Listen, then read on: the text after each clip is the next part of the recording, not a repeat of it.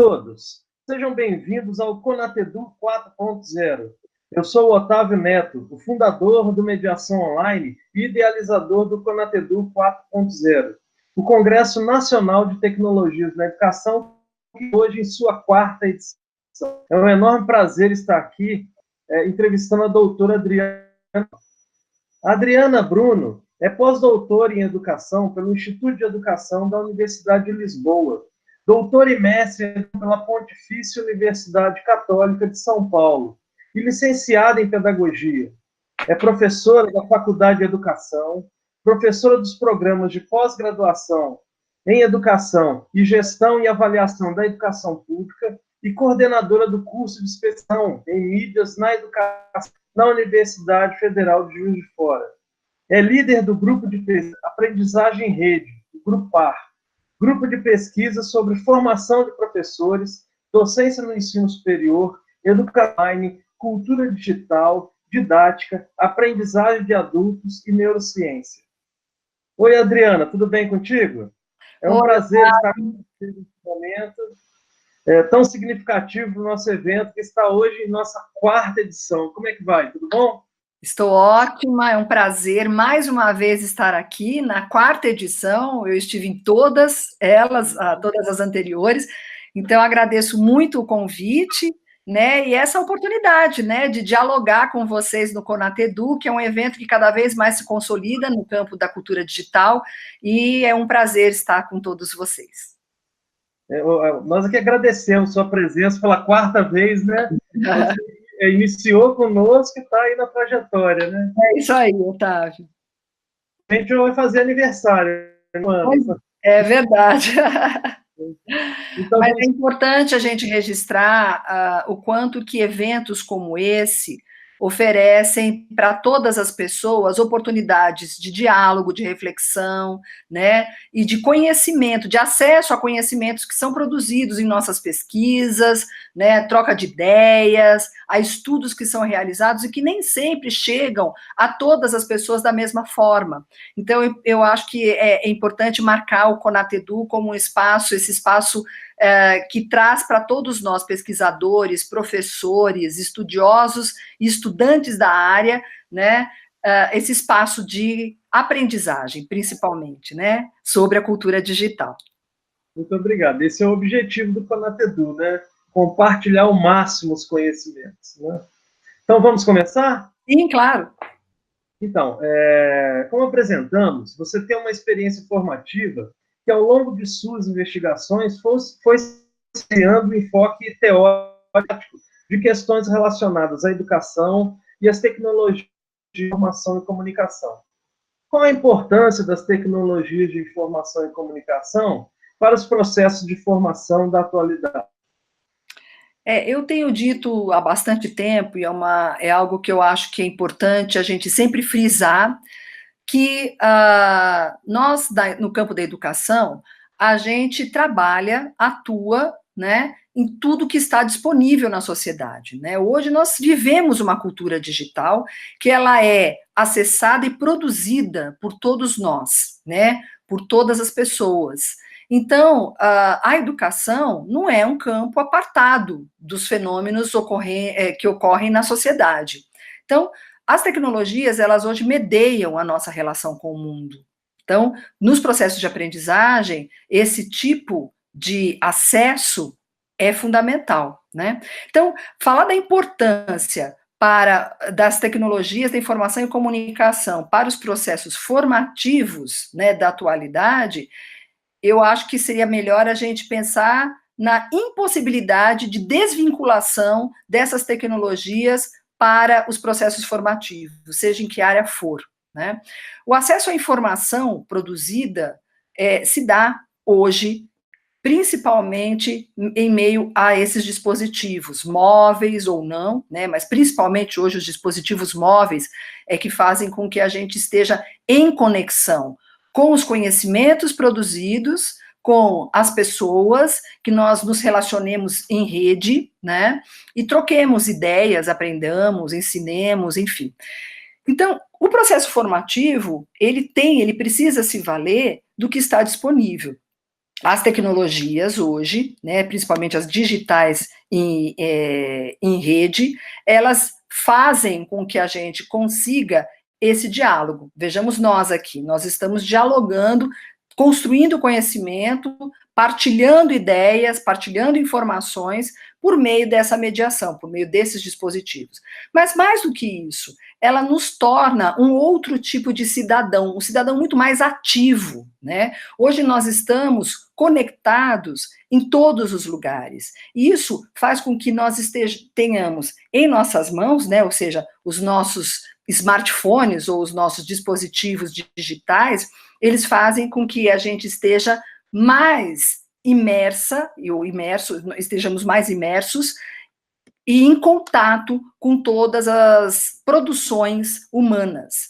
Então, assim, eu acho que é de fundamental importância, especificamente no campo da educação, ainda é uma conquista que a gente faz dia a dia, porque nós avançamos bastante, desde que eu comecei a trabalhar especificamente com as tecnologias da informação e comunicação no campo da educação em 94, 95, e aí, de lá para cá, avançamos bastante, crescemos muito, produzimos coisas maravilhosas, né, incorporamos em nossas aulas, em nossas pesquisas, em nossos estudos, todas essas experiências produzidas, mas temos muito ainda que avançar, nós temos ainda muitos espaços a serem conquistados, as escolas precisam estar mais integradas a essa cultura digital, existem muitos tabus ainda que precisam ser superados, por exemplo, um deles é o uso de celular, que ainda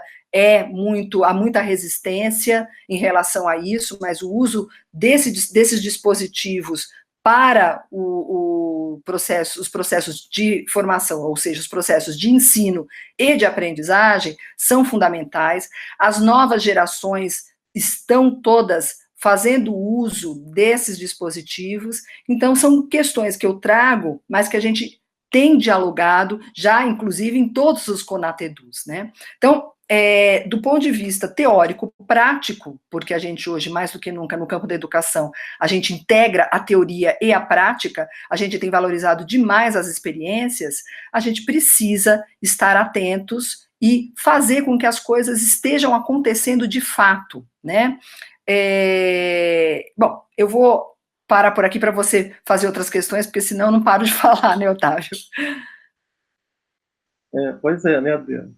Então, as pesquisas têm apontado para o fato de que a cultura digital tem feito cada vez mais da nossa vida, tem implicado em ações formativas pontuais, como você de apresentar, né, que é uma condição irreversível que nós pensemos a educação é uma questão irreversível que nós pensemos a educação sem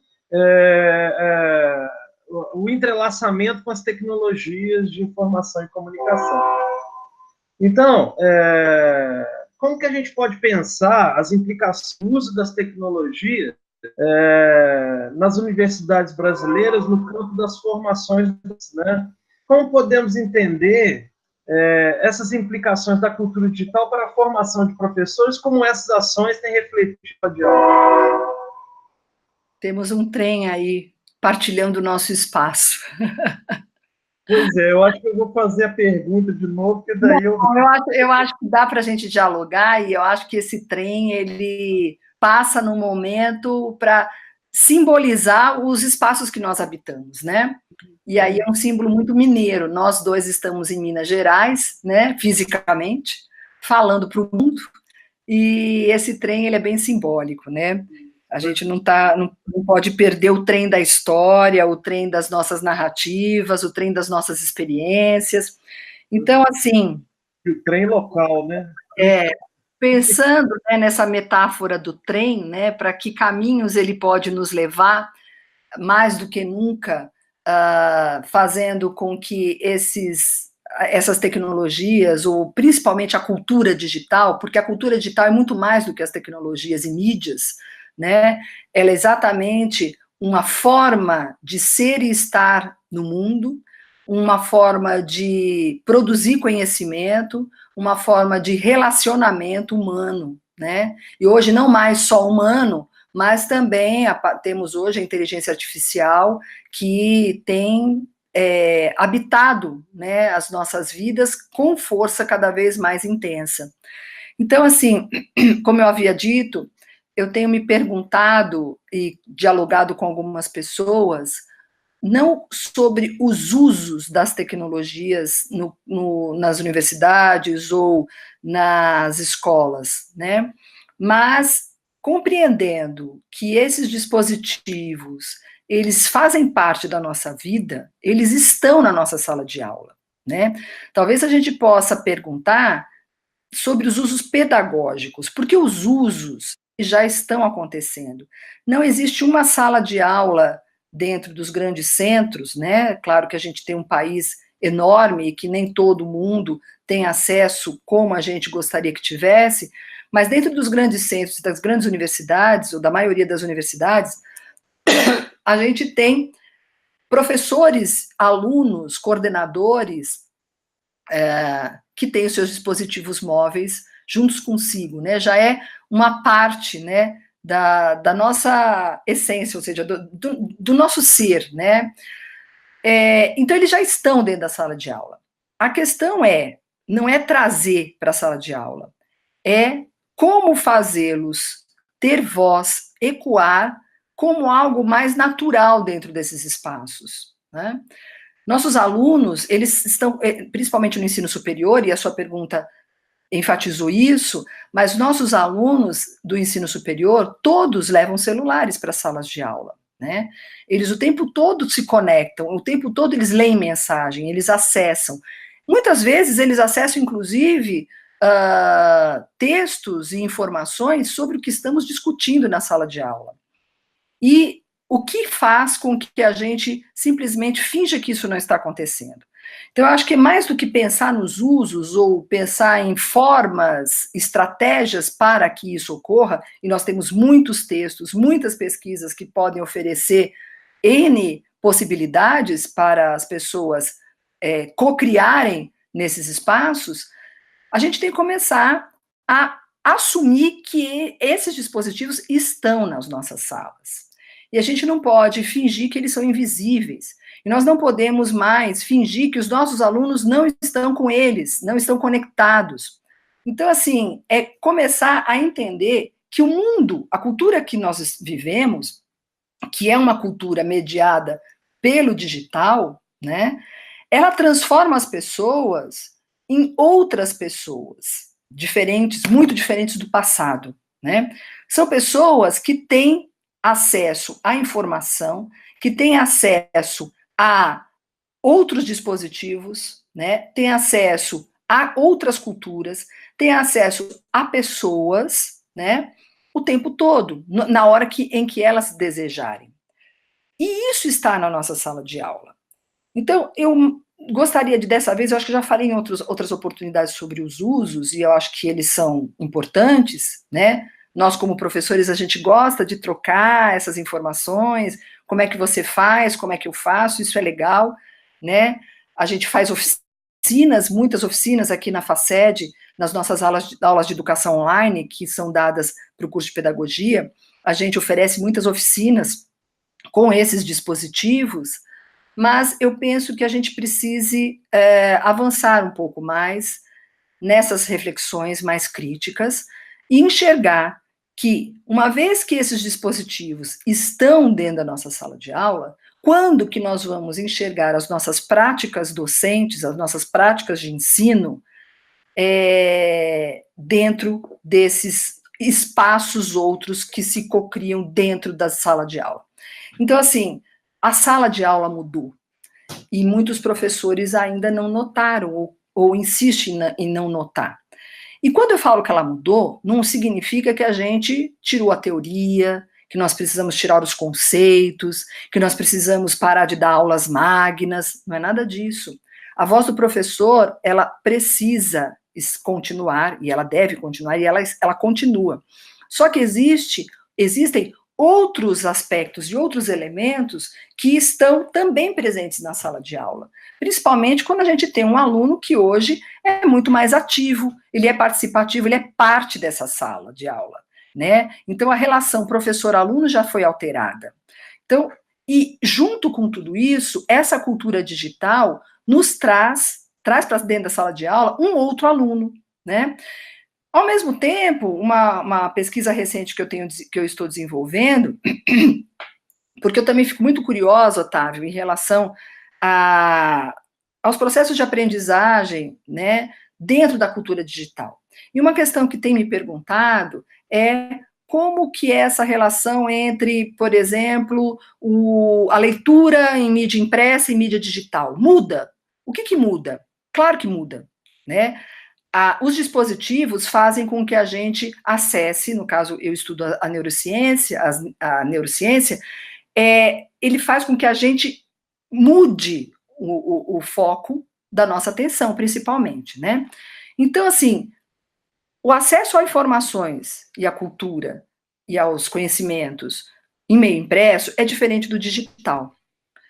Existem prós e contras em ambos, mas, fundamentalmente, o que a gente tem que pensar é que os dois estão dentro da sala de aula. E eles têm um porquê estar, e eles são fundamentais. Se, por um lado, o digital anima, né, mobiliza, motiva, instiga o nosso estudante a entrar em contato com o conhecimento de outras formas, né, porque você usa vídeos, você usa áudios, você usa animação, você registra por meio de imagens as ocorrências e as narrativas dentro da sala de aula. Por outro, para sistematização e consolidação de conceitos, é fundamental o material impresso.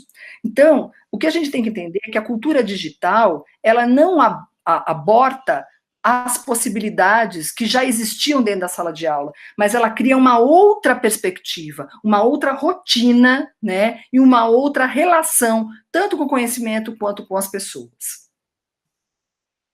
Então, nesse sentido, acho que a gente encadeia a nossa próxima pergunta, que como você disse, né, nós temos aí um outro aluno, uma outra relação de aprendizagem, de produção de conhecimentos, de aula, e surge agora, né, não agora, mas há algum tempo já, a cultura digital, que faz com que, por exemplo, esse novo aluno ele passe a ser um produtor de mídias digitais independentes, né?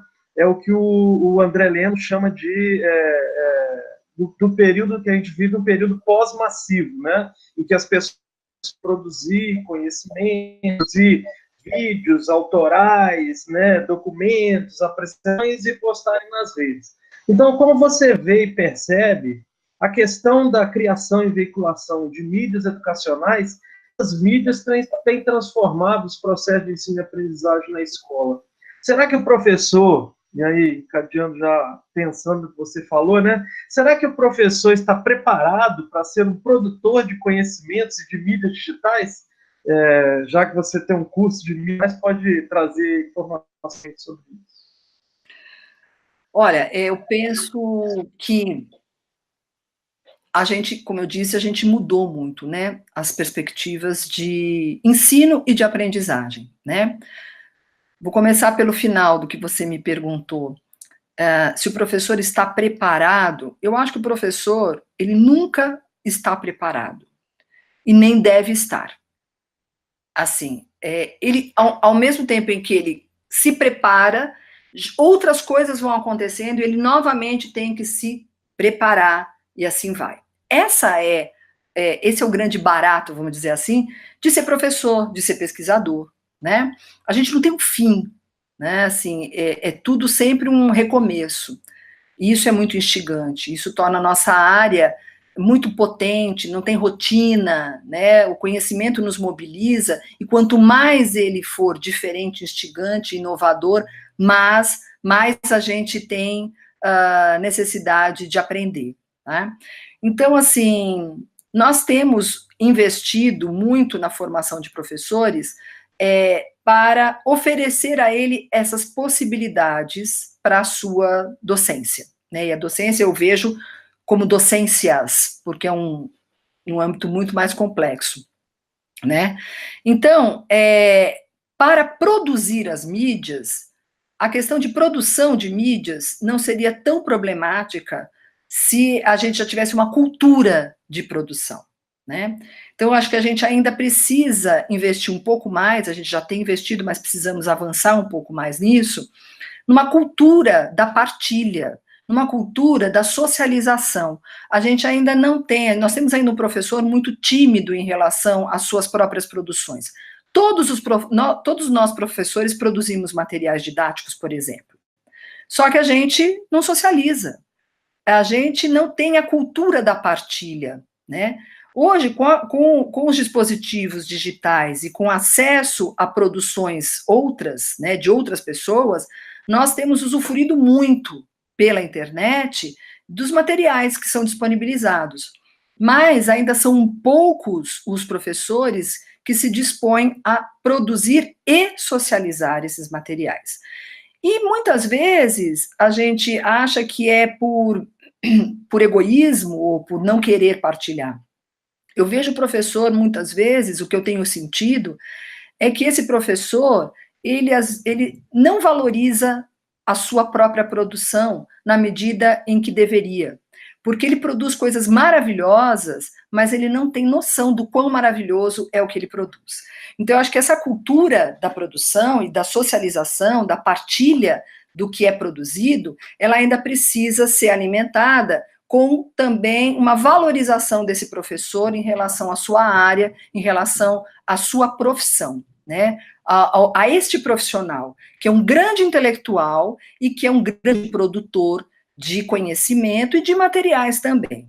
Então, se a gente for pensar nas mídias digitais independentes, sejam elas produzidas pelo professor ou pelo aluno, ou pela instituição, né, de uma forma mais pela polidocência, como diz Daniel Mill e tal, a gente tem que entender que isso é muito positivo, isso é muito bom, desde que a gente tenha essa cultura da partilha e da socialização, né? Agora, a possibilidade, né, das pessoas serem produtoras de mídias digitais, elas também não podem ser vistas junto com a banalização do conhecimento científico, da produção científica. Eu acho que isso é importante. As pessoas, eu tenho notado que alguns grupos, algumas pessoas, elas têm se equivocado na medida em que elas entendem que o conhecimento, ele é muito aberto, e tem que ser, né, eu espero que, eu estimulo que seja, né, trabalho até com a educação aberta, vou falar disso um pouco mais à frente, mas assim, existe um conhecimento construído culturalmente, historicamente, cientificamente, e que precisa ter o seu lugar. Esse conhecimento, que também é produzido por muitos professores, ele não pode ser banalizado na sociedade. Porque, às vezes, essa produção de mídias digitais independentes pode ser interpretada, eu sei que não é o que o André Lemos fala, óbvio, mas eu gostaria de chamar atenção para isso, de uma forma equivocada, de modo que qualquer um, né, pode falar o que quer, dizer o que quer, né, e eu acredito no que eu quiser, né. Então, a gente tem misturado muito dessas produções, muitas dessas produções, e isso, no campo da educação, nós não podemos permitir. Uma coisa é, nós temos os youtubers, ou as crianças produzirem seus canais, o que é muito potente, e é maravilhoso, a gente tem que estimular, né, existem canais infantis interessantíssimos, podem ser desenvolvidos dentro do campo da educação, mas outra coisa é a gente banalizar a produção científica, e que também merece um espaço como produção midiática independente. É isso.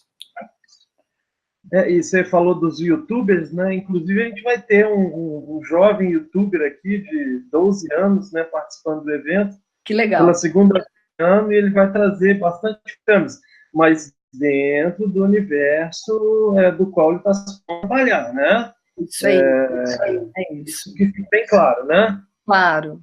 Então, pode falar. Não, não é isso. Eu acho que assim, eu acho que as pessoas têm que entender que existem espaços para tudo. Só que esses espaços, eles precisam ser respeitados, né? Nós temos cientistas que pesquisam seriamente, rigorosamente, né, determinados temas e produzem conhecimento. Nós temos conhecimentos históricos que precisam ser respeitados, precisam ser valorizados. Então, a crença em A, B ou C não pode simplesmente se sobrepor às produções que são desenvolvidas pela ciência, por nossas pesquisas, né, e mundialmente, inclusive, socializadas. Então, a mídia digital independente, ela precisa ter o seu lugar. Eu acho que mais do que nunca nós temos que estimular isso, inclusive como estratégia de produção e apropriação do conhecimento, mas sempre respaldada pelas pesquisas e pelo conhecimento produzido cientificamente. Muito bom, Adriano. Então, muito tem se falado de inovação, né? É uma palavra corriqueira que toma boca de todo mundo, né? E a gente vê na internet o tempo todo, né? E também de educação aberta. Então, como que a gente pode entender esses conceitos ou noções e qual a importância da inovação na escola? A educação aberta pode contribuir à ação e potencialização da educação. Então, muito legal você estar perguntando, porque acho que às vezes a gente, novamente, banaliza algumas ideias e alguns conceitos, né? Então, assim, a inovação, eu compreendo, eu estudei inovação com um pouquinho mais de profundidade no meu pós-doutorado, porque eu estive em contato com uma professora, que foi a professora Manuela Esteves, da Universidade de Lisboa, e ela tem todo um encaminhamento para essa questão da inovação na educação, de uma forma muito séria, muito rigorosa.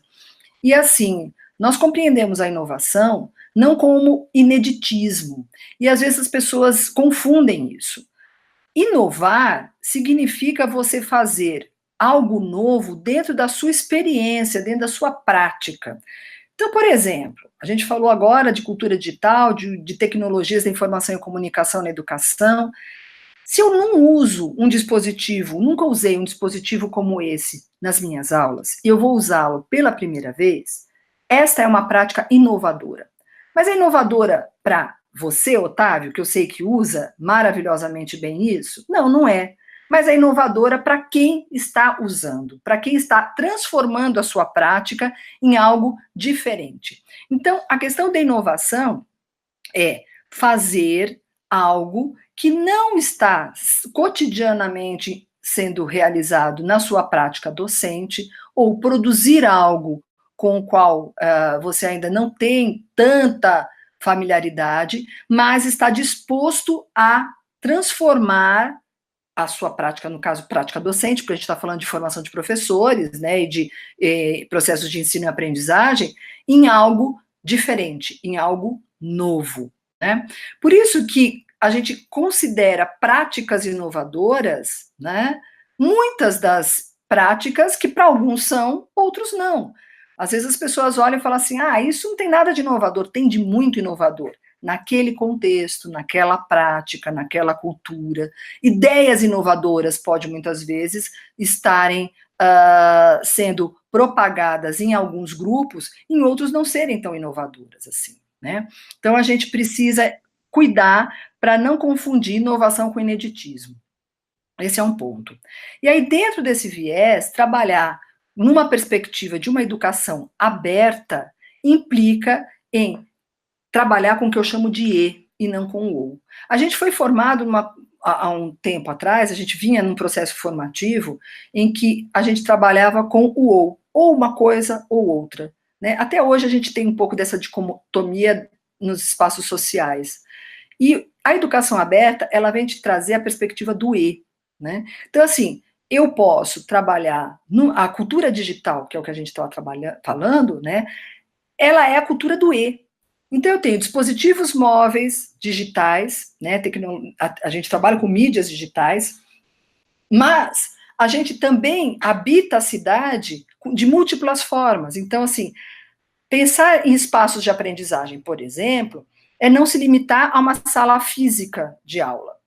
Eu posso ir para um pátio, eu posso ir para uma quadra, eu posso ir para uma praça em frente à minha escola, eu posso ir num jardim na escola, né? Eu posso ir ao museu, ou seja, todos esses são espaços, né, de aprendizagem.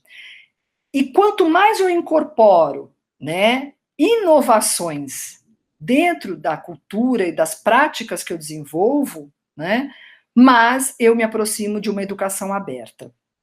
Aberta para ideias, aberta para dispositivos, né, mas principalmente aberta para conexões em rede. Então, a ideia de trabalharmos com a educação aberta, e que aí se desdobra, como eu falei recentemente no INDIP, no que eu estou chamando também de didática aberta, é exatamente criar oportunidades para que o E possa se constituir, né? E não o OU. Não ficar só no OU, porque em alguns momentos o OU ele é necessário.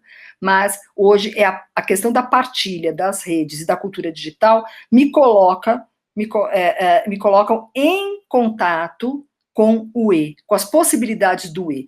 E o E, inclusive, está nas relações. Eu não preciso mais ser aquela que é a detentora do conhecimento. Meu aluno é meu parceiro. Eu não sei trabalhar com determinada tecnologia ou dispositivo ou app, meu aluno se torna meu parceiro nesse momento. Isso é a cultura digital e é isso que é a cultura do E. Então, eu penso que inovação e educação aberta contribuem para que a gente possa refletir sobre as práticas que temos desenvolvidas e estamos desenvolvendo na nossa sala de aula ou nos espaços múltiplos de aprendizagem, como eu citei, né? Então, mais do que usar isso ou aquilo, é uma disposição em se abrir para o novo. Isso dentro do que eu compreendo como educação aberta. Muito bom, Adriana. É sempre bom escutar você apresentar os seus posicionamentos, né? Até porque eu estava conversando, né, com a Ana Lúcia na entrevista, Ana Lúcia Werneck, né, na entrevista que nós fizemos para o Congresso, e a gente estava falando que a questão da inovação não quer dizer que inovar seja usar tecnologia. A gente acha que é isso, né?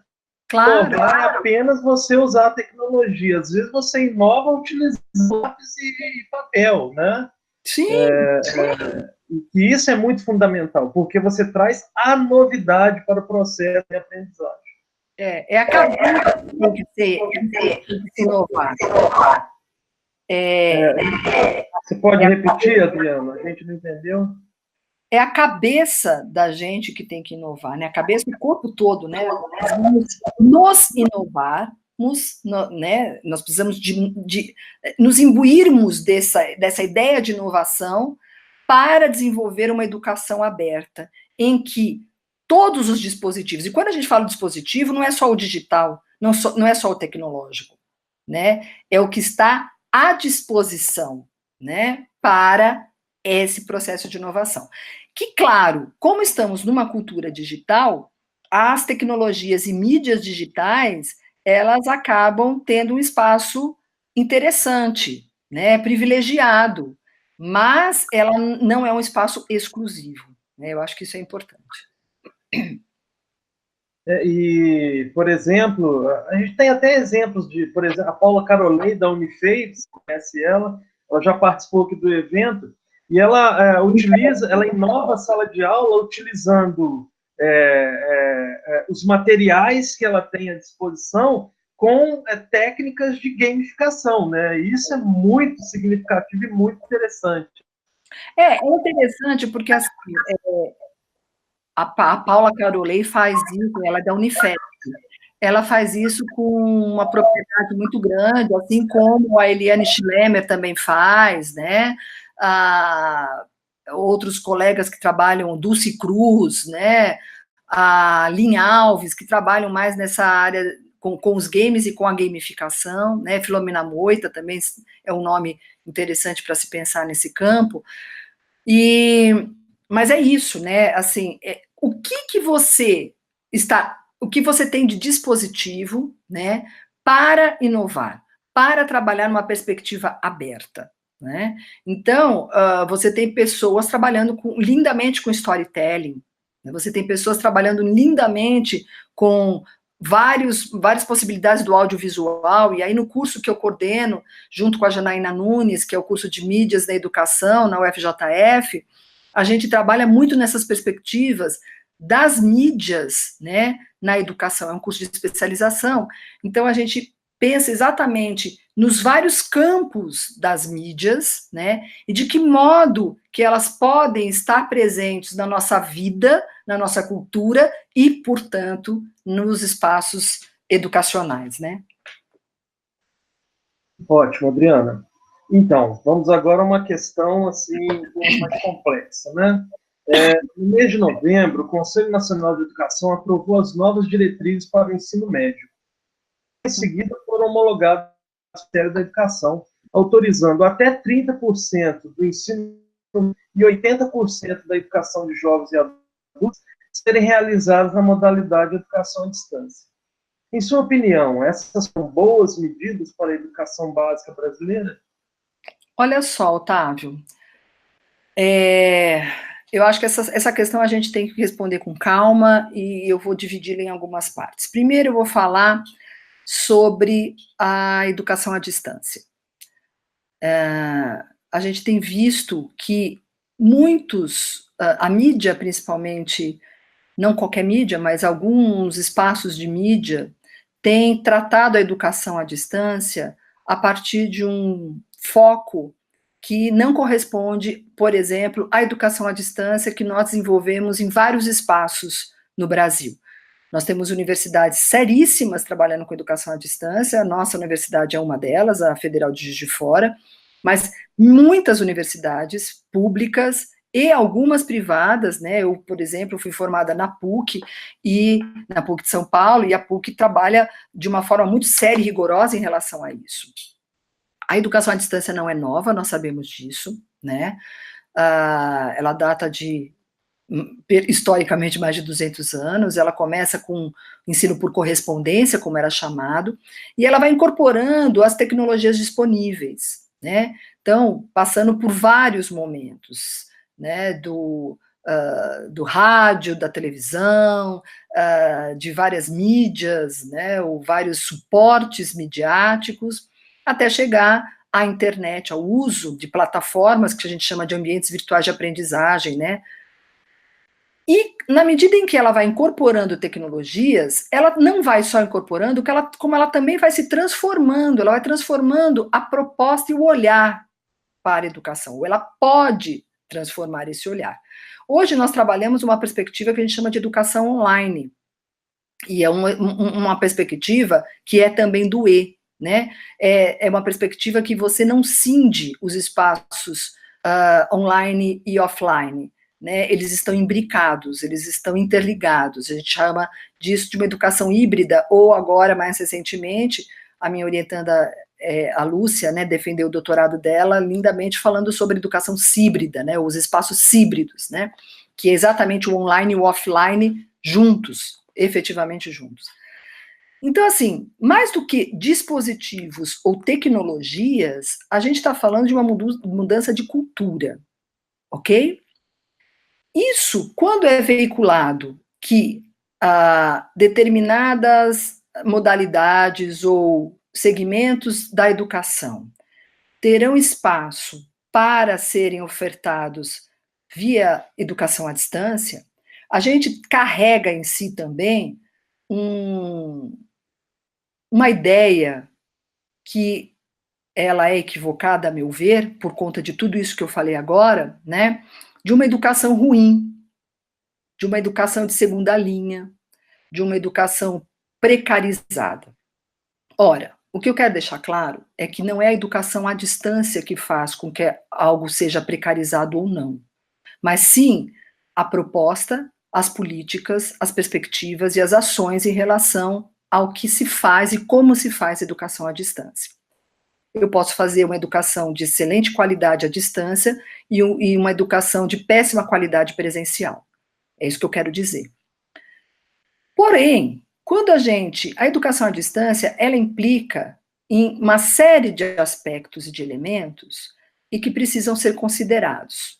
O principal não principal, mas um dos mais importantes, vamos dizer, é a capacidade da pessoa que, no caso, está cursando uma atividade ou um curso online, principalmente um curso à distância, em ter sua disciplina em relação à produção de conhecimento, em relação ao acesso a informações, né? Esse é um dos grandes motivos da evasão nos cursos à distância, né? A ideia, também equivocada, que muitas pessoas têm, de que é mais fácil, eu posso acessar em qualquer lugar a qualquer hora, e isso, eu ganho mais tempo com isso. Sim, você pode acessar em qualquer lugar a qualquer hora, mas se você não tiver uma disciplina, aquilo tudo vai se acumular, e você provavelmente vai ter muita dificuldade em finalizar esse processo. Outro ponto que é importante é que, para se fazer uma educação à distância de qualidade, muito diferente do que tem sido divulgado, inclusive por alguns políticos no nosso país, ela não é uma educação barata. Para se fazer com qualidade, ela é uma educação tão cara quanto uma educação de qualidade presencial. Ocorre que é possível fazer educação online precarizada com mais facilidade do que uma educação presencial precarizada, porque eu tenho um alcance muito maior a pessoas. Então, o online, principalmente se eu usar a internet para isso, eu consigo ter um número muito grande de pessoas participando ao mesmo tempo. Então, a qualidade da educação é que está em jogo, né? E eu estou usando uma modalidade para justificar acesso, quando na realidade o que a gente tem que pensar é em qualidade, né? Esse acesso, ele não vale muito se você não tiver qualidade, porque ofertar ao povo brasileiro uma educação precária, uma educação inferior, ainda que seja à distância, é só corroborar com tudo o que a gente tem visto de mais vil no processo formativo do nosso povo. Dito isso, eu acho que no caso dessa política ou dessa homologação, né, ou dessa votação de ofertar ensino à distância, educação à distância para o ensino médio, dentro de uma perspectiva de barateamento, que é o que tem sido uma das principais questões que têm sido defendidas, eu acho é espantoso, né? É você desconsiderar a importância de um processo formativo para a nossa população. Outro ponto que a gente tem que entender é que, se eu estou falando que um adulto já tem dificuldade de ter disciplina para acessar informações, quanto mais um adolescente, né? Que, uma vez que esteja na internet, as possibilidades de dispersão são enormes, né? Então, assim, o que me entristece não é ter essa modalidade como possibilidade para a educação no ensino médio. É a forma, principalmente a forma como isso tem sido tratado. É a forma que eu considero irresponsável, né, de quem está defendendo isso, não é? Nós sabemos que é possível, sim, você desenvolver ações online, sim, eu acabei de falar um monte sobre isso, e o CONATEDU deve estar trabalhando dentro dessa perspectiva de várias formas, né? Então, assim, você ter uma educação híbrida é muito saudável. Você mesclar o online com o offline é muito saudável. Agora, você oferecer, por exemplo, para um aluno de ensino médio ou de EJA, que já tem toda uma condição sociocultural, né, prejudicada, um curso 80% online, é desconsiderar o processo formativo desse sujeito.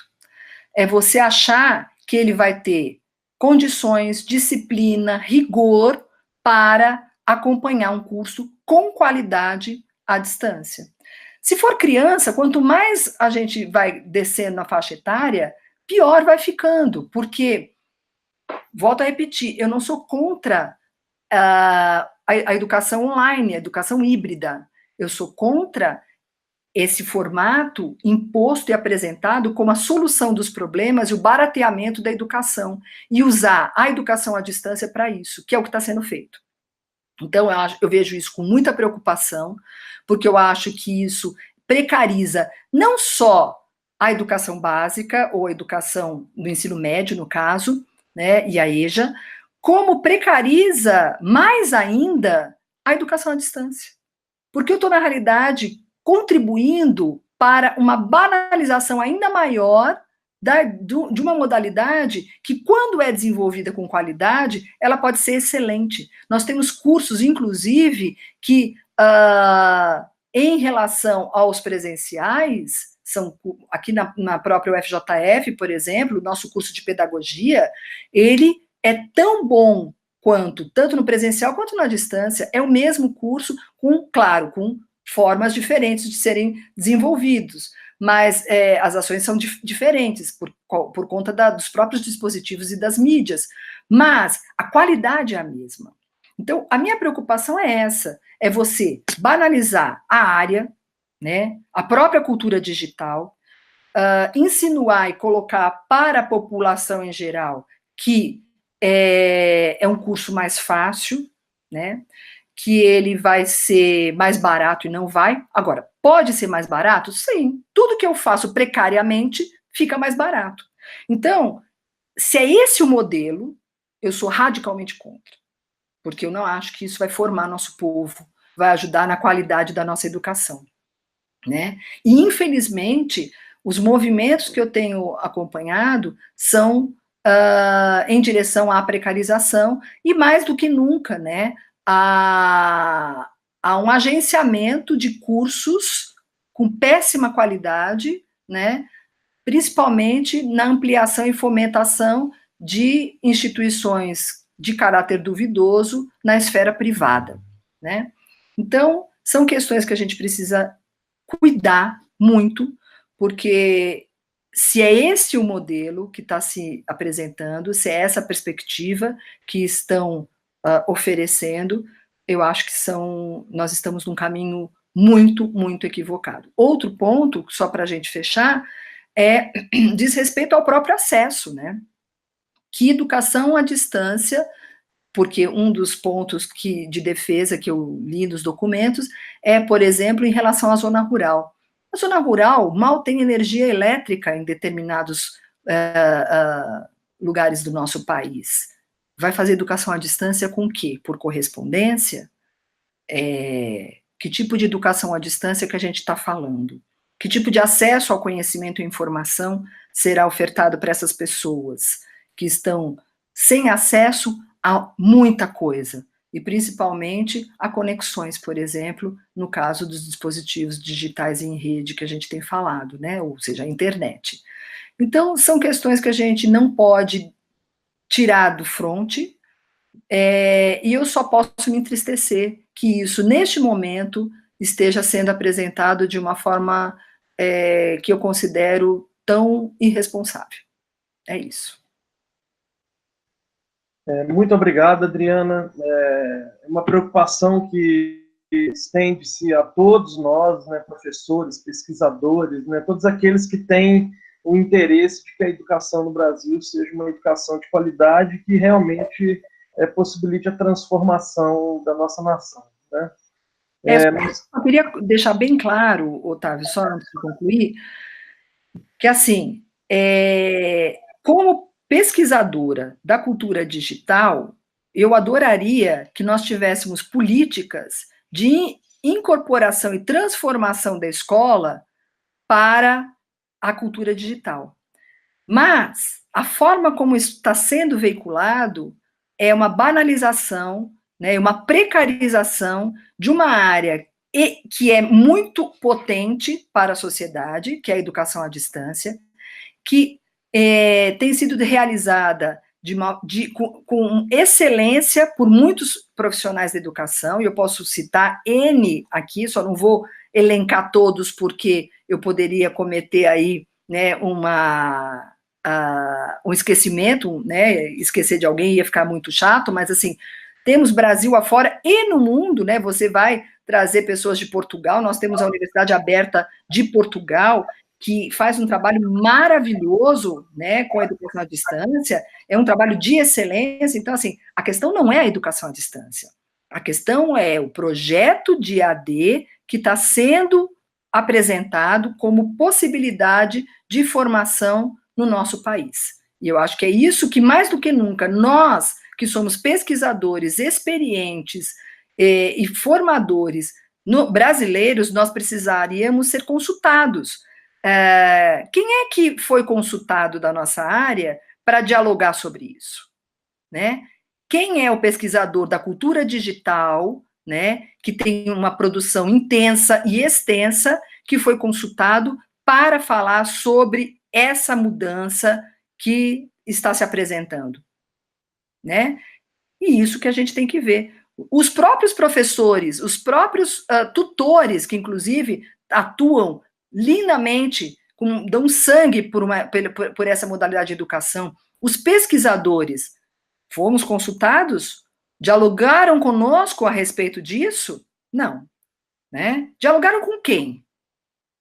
Quem votou a favor sabe, conhece a modalidade? Já fez algum curso à distância? Já atuou na área? Já leu quantos artigos publicados? Então, são questões que a gente precisa se fazer. Eu acho que o espaço do CONATEDU tem que tratar isso de uma forma muito crítica e séria, né? Porque é um espaço formativo, né? Então, eu agradeço muito sua pergunta, Otávio, porque eu gostaria muito que a gente tivesse mais oportunidades de dialogar, porque a cultura digital é algo que mais do que nunca se apresenta, inclusive contribuindo para a eleição de presidentes mundo afora, né, não só no nosso país, mas em outros países, e que as pessoas não sabem o que é cultura digital, as pessoas não sabem a potência que ela tem, né, ou estão começando a perceber agora, né, então a gente espera aí, nós teremos muitos CONATEDUs aí para poder dialogar sobre isso. Eu agradeço imensamente essa oportunidade.